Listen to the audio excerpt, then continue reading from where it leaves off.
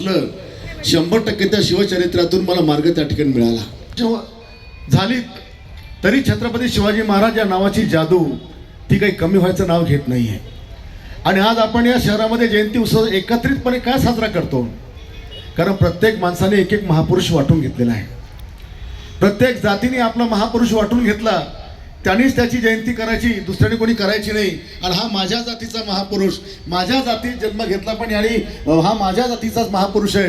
पण ज्याही महापुरुषाने जन्म घेतला त्यांनी कोणा एका जाती करता नव्हे तर मानव धर्माकरता काम केलं, या देशाकरता काम केलं. आणि म्हणून महापुरुष कोण्या एका जातीचे होऊ शकत नाही, ते मानवतेचे प्रतीक आहे. आणि म्हणून आम्ही सर्वांनी ठरवलं की सगळ्या जयंत्यामध्ये आपण सहभाग घ्यायचा, सर्व जयंत्या सर्व मिळून करायच्या. आणि 2016ला ही संकल्पना आम्ही पुढे आणली आणि मग या शहरामध्ये सगळ्या जयंती उत्सव हा एकत्रितपणे सुरू झाला. आणि मग पुढे कल्पना आली की सगळ्या शहराला स्मारकं झाली पाहिजे. आणि आज या शहरामध्ये ही स्मारकं उभी करताना अनेकांनी विरोध केला, जाती दंगली होतील, अमुक होईल तमुक होईल. पण आम्ही इतक्या पद्धतशीरपणे सगळं त्या ठिकाणी उभारलं की त्या ठिकाणी कोणी विटंबना करायची हिंमतही करू शकत नाही किंवा तिला पोचायची हिंमत करू शकत नाही. असे सगळे कॅमेरे वगैरे आम्ही त्या ठिकाणी बसवण्याचा प्रयत्न केलेला आहे. आणि शिवजयंती सोहळा हा 7-8 दिवस करताना या जयंती सोहळ्यामध्ये आजपर्यंत भारतातला कान्याकोपऱ्यातला एक पथक नसेल कलेक्टर साहेब की ज्या इकडे आम्ही आणले नाही. सगळी पथकं आपल्या लोकांना प्रेरणा देण्याकरता या ठिकाणी आली आणि त्यांनी कार्यक्रम केले आणि त्याचा मनसोक्त आनंद आपल्या शिवभक्तांनी या ठिकाणी घेतला. आणि महाराज यांना वयाच्या 50व्या वर्षामध्ये 360 किल्ले त्यांनी जिंकले. मनुष्य एका जीवनात एक घर बांधू शकत नाही. छत्रपती शिवाजी महाराजांनी शत्रू येण्याआधीच किती 360 किल्ले उभे केले. रायगडासारखा किल्ल्याची निर्मिती केली. अफजल खान चालून येतो म्हणून प्रतापगड उभा केला. एवढ्या सगळ्या यंत्रणा असून सुद्धा आम्ही जे करू शकत नाही ते त्या मर्द मावळ्यांनी करून दाखवलं. जीवापार माणसं जपली, मावळे उभे केले. कोणत्याही युद्धामध्ये एखादा मावळा जरी त्यांचा दूर गेला तर ते त्या ठिकाणी बेचैन व्हायचं, एवढं जीवापार प्रेम त्यांचं मावळ्यावर त्या ठिकाणी होतं. आणि म्हणून महिलांच्या बाबतीमध्ये अतिशय संवेदनशील असा हा राजा आपण इतिहासामध्ये अनुभवला की कुण्या महिलेच्या अब्रूवर जरी हात टाकलं तर त्याचा चौरंगा करून त्याचे हात पाय छाटायची शिक्षा ही महाराजांनी त्या काळात दिली. त्यांच्या संपूर्ण राज्यकारभारामध्ये त्यांच्या क्षेत्रामध्ये कधी कोण्या महिलेची अब्रू लुटण्याची कोणाची हिंमत त्या ठिकाणी झाली नाही. त्यांनी खरोखर लोकशाहीची पायमुळं त्याच काळात रुजवली. छत्रपती शिवाजी महाराजांच्या काळात पहिल्यांदाच आपण जातीवादाला थारा मिळालेला नसल्याचं आपण पाहिलं. एक उदाहरण सांगेन की ज्यावेळेला रायगडावर शिवाजी देवीची स्थापना झाली आणि शिवाजी देवीची पालखी ही स्थापित होण्याकरता चालली आणि काही सरदारांनी पालखीला खांदा दिलेला आणि तेवढ्यामध्ये साईनाथ महार आणि काही त्या काळच्या महासमाजाची एक मंडळी त्या ठिकाणी आली आणि शिवाजी महाराज तर म्हणतात साईनाथ पालखीला खांदा द्या. साईनाथ म्हणतात नगरंग महाराज आम्ही अच्युत आहोत. तेव्हा महाराज म्हणजे महाराज त्याला पुन्हा साईनाथ आम्ही सांगतोय आपल्याला की आपण पालखीला खांदा द्या. तेवढ्यामध्ये काही मनोवादी लोक तिकडे आलेत आणि महाराजांना म्हणलेत की महाराज यांना पालखीला हात लावू देऊ नका, यांनी जर पालखीला हात लावला तर त्यातली मूर्ती भंग होईल. मग शिवाजी महाराज चिडलेत आणि म्हणजे पंत या मंदिराची शिळा कोणी घडवली? यांनी घडवली.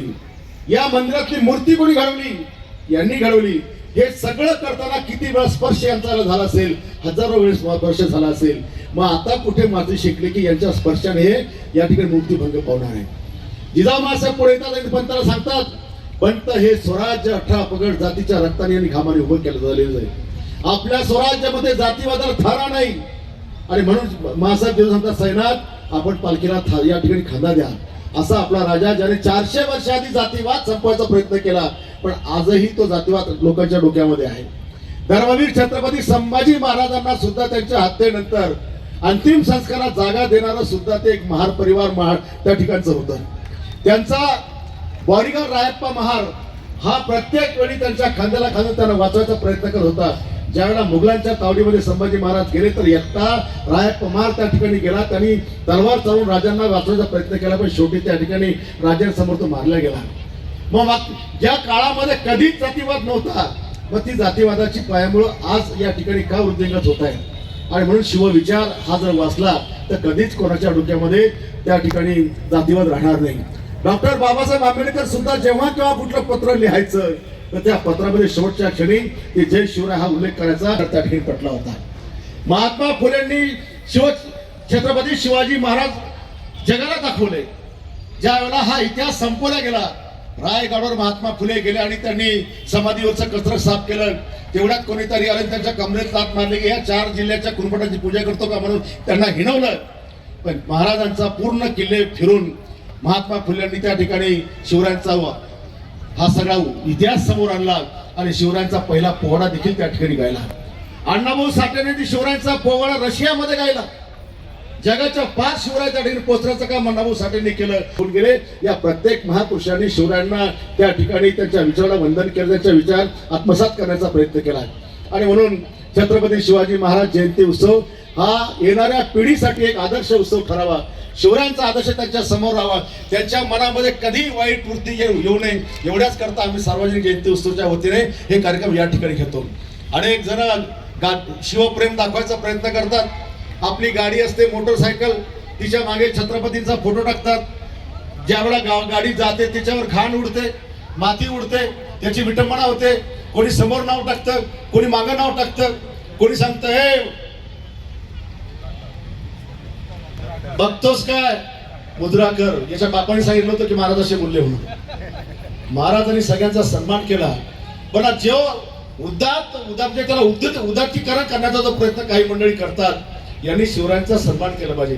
बाबासाहेब असू देत, महात्मा फुले असू देत का छत्रपती शिवाजी महाराज असू दे, कोणाच्याही गाडीवर फोटो किंवा गाडीवर फोटो जिथे घाण लागेल, शेण लागेल, तिथे ते खराब होईल, याची विटंबना होईल, हे सगळ्या गोष्टी आम्ही टाळल्या पाहिजे.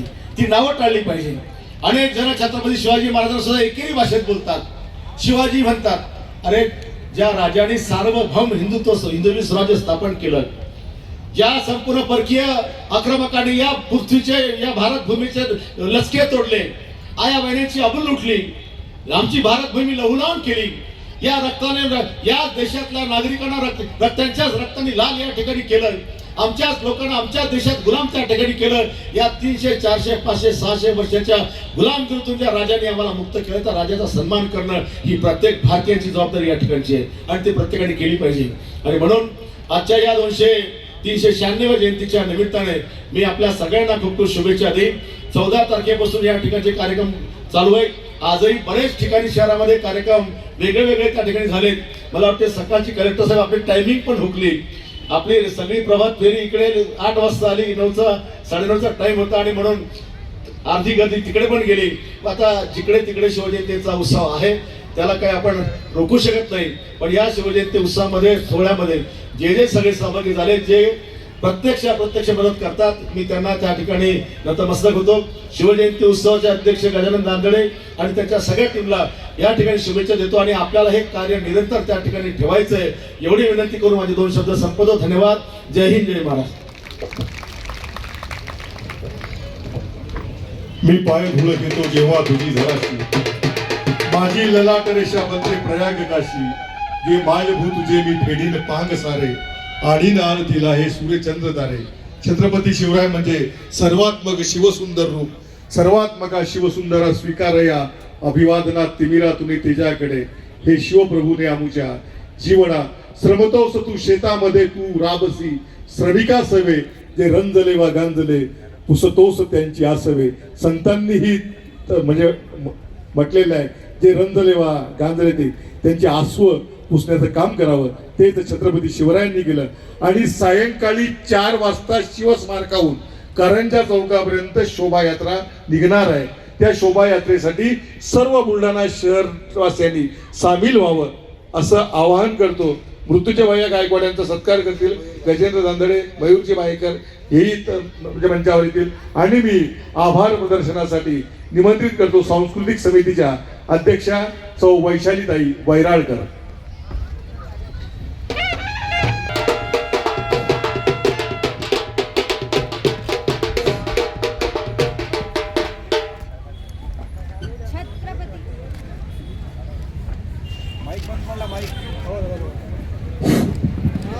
छत्रपती शिवाजी महाराज की, छत्रपती संभाजी महाराज की. प्रथमतः मासाहेब जिजाऊ यांना नमन करते.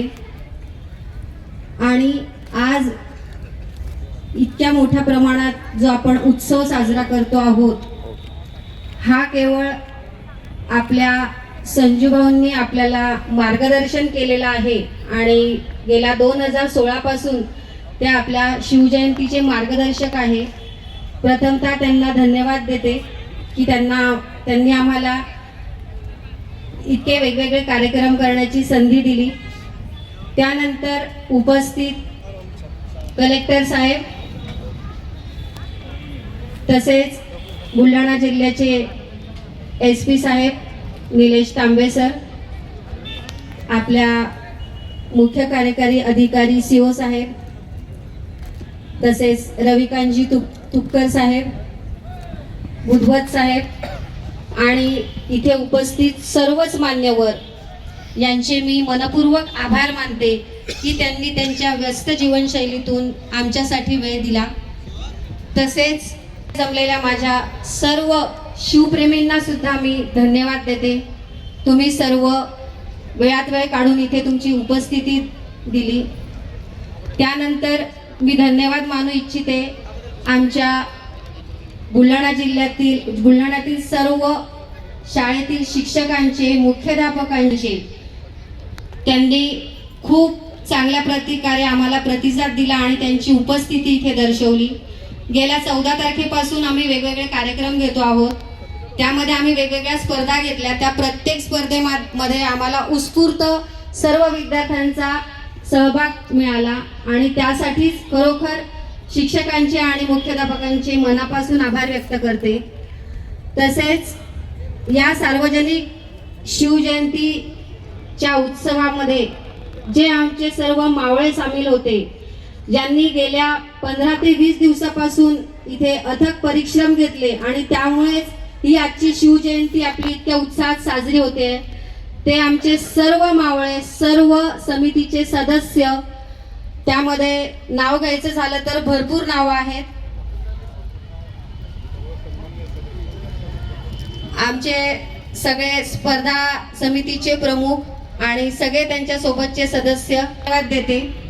तसेच आम्हाला इतक्या चांगल्या प्रकारे साऊंड सिस्टीम दादांनी दिली, त्यांचे सुद्धा धन्यवाद देते.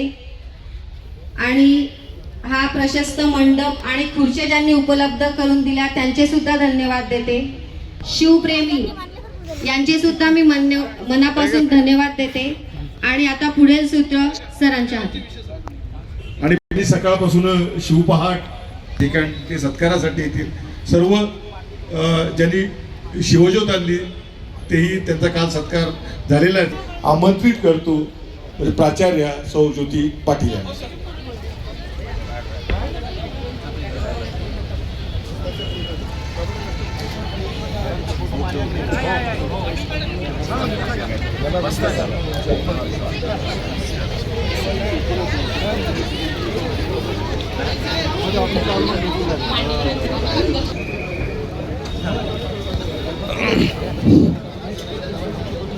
लवकरच सांस्कृतिक कार्यक्रम आपला सुरू होत आहे. त्यानंतर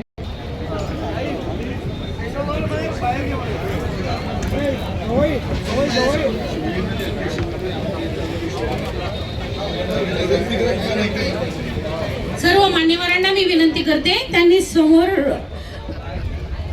बसून घ्यावं. अध्यक्ष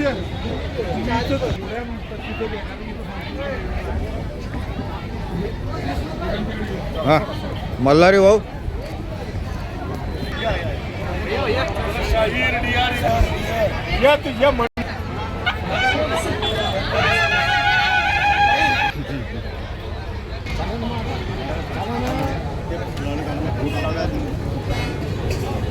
ओके.